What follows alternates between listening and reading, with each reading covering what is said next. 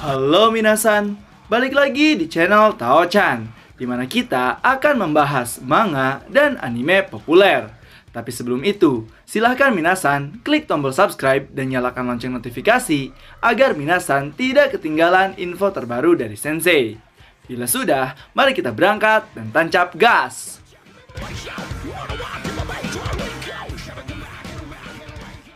Oke minasan, pada video kali ini Sensei akan membahas terkait manga Maju Taisen chapter ke-20, yang mana setelah pertarungan ronde keempat akan dimulainya persiapan di ronde kelima ini.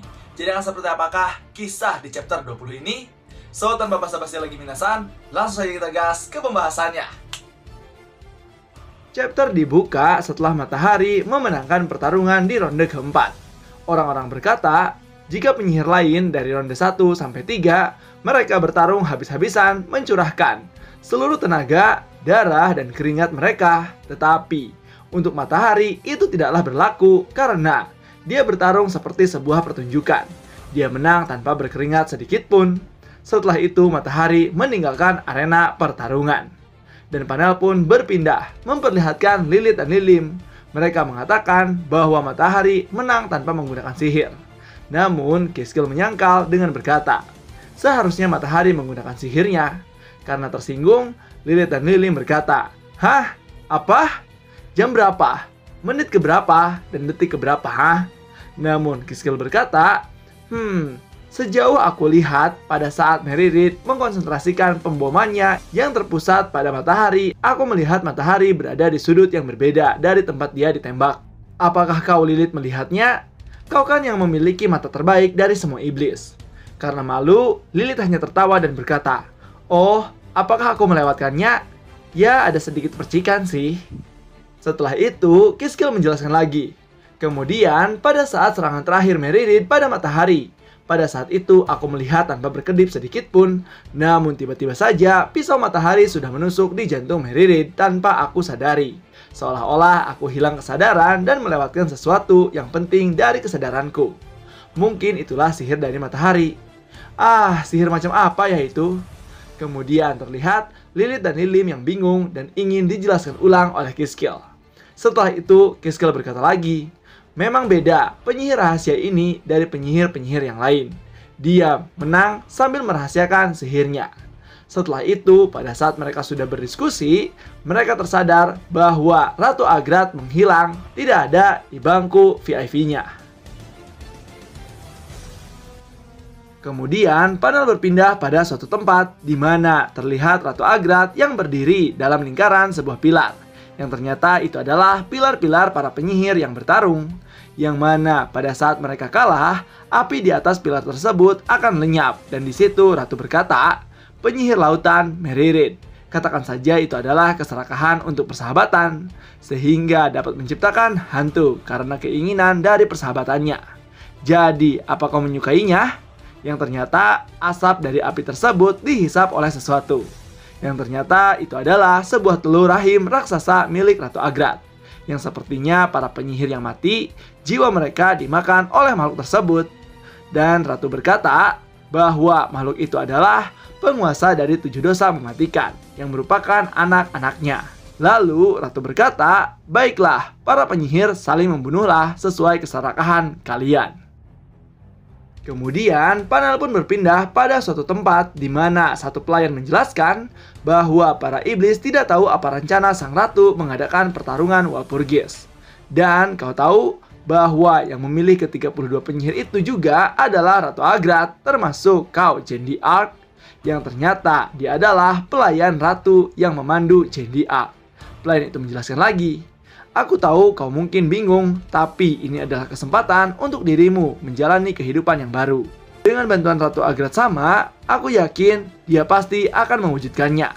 Setelah itu, tiba-tiba saja para iblis berlarian panik karena tidak menyangka pertarungan ronde keempat akan secepat itu.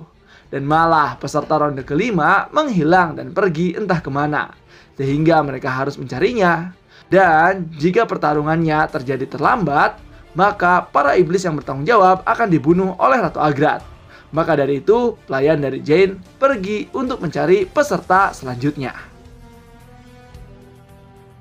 Lalu setelah Jin di Arc ditinggalkan, Jin pun pergi ke ruangannya.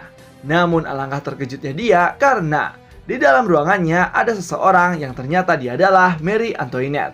Kemudian Jin berkata, "Mengapa kau di sini? Bukannya kau harus berada di arena pertarungan?" Yang ternyata Marie Antoinette adalah peserta ronde 5 yang akan dimulai. Di situ Marie berkata, "Kau itu adalah pejuang Prancis yang sangat terkenal. Aku sudah melihat pertarunganmu. Janganlah seperti itu ya. Bertarunglah lebih cantik, elegan, dan juga mewah. Jangan seperti orang barbar yang lainnya. Kau paham kan?" Sambil menunjuk-nunjuk Jin di Arc. Lalu Jin di Arc yang bingung berkata, "Apa maksudmu? Itu aku hanya..." Belum selesai berbicara, Marie Antoinette menyela dan berkata, "Sihir itu bagus. Itu pujian dariku dan teruslah berjuang." Mendengar hal tersebut, Jin hanya terbengong. Lalu Marie meninggalkan ruangan.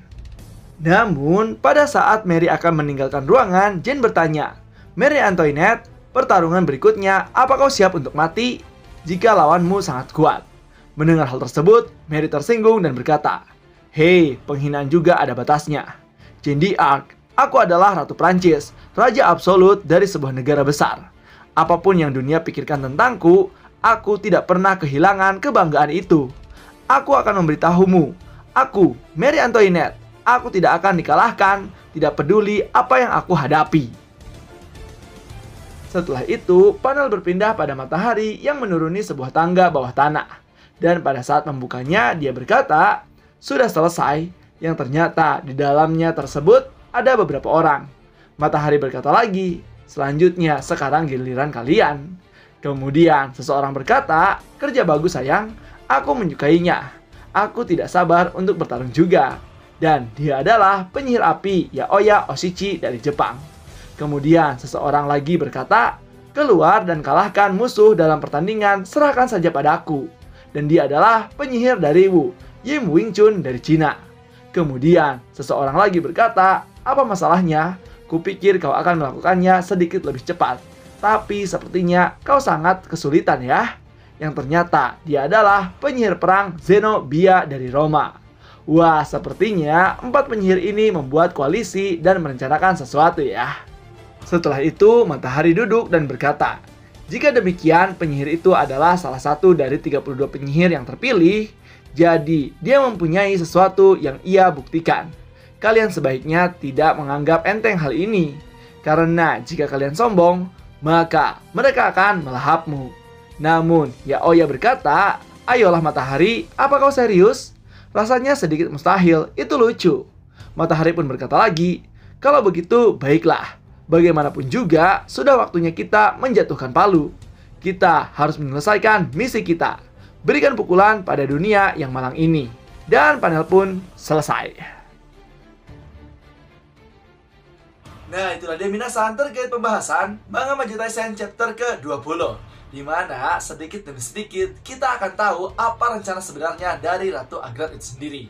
Dan kita juga diperlihatkan 3 penyihir baru yang mana satu tim bersama Matahari, yang sepertinya mereka merencanakan sesuatu dan mengetahui apa tujuan Ratu Agrat mengadakan Walpurgis. Jadi akan seperti apakah kelanjutan kisahnya? So, tetap saksikan di channel Tao-chan agar minasan tidak ketinggalan info terbaru dari Sensei. Sekian dari Sensei, and bye-bye!